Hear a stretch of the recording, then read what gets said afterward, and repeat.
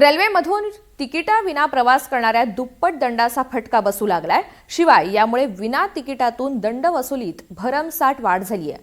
तर मध्य रेल्वेवरील तिकीट तपासणी मोहिमेत प्रकरणांची संख्या किंचित घटल्याचं स्पष्ट झालंय।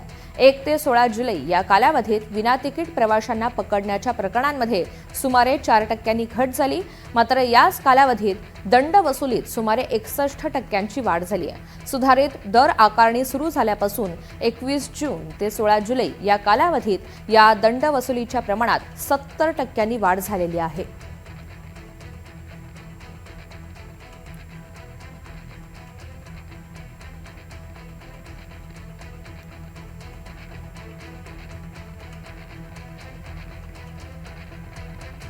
आता एक धक्कादायक बातमी आहे। मुंबई महानगरपालिका मुख्यालयामधील उपहारगृहाचा भोंगळ कारभार चव्हाट्यावर आलाय।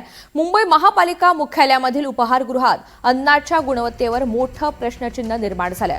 कारण ताकाच्या ग्लासात माशी तर कांदा भजीत प्लास्टिकचा धागा सापडल्याचा एक धक्कादायक प्रकार समोर आला। उपहारगृहात अनेक ठिकाणी अस्वच्छता असल्याची तक्रार देखील करण्यात आली आहे। खाद्यपदार्थ उघड्यावर ठेवल्यामुळे आरोग्याचा गंभीर धोका देखील निर्माण झालाय। दररोज इथे अधिकारी, कर्मचारी, पोलीस आणि शेकडो नागरिक उपहारगृहावर अवलंबून येत असतात। त्यामुळे या सगळ्या संदर्भात आता नेमकी काय कठोर कारवाई केली जाणार असा सवाल उपस्थित होतोय।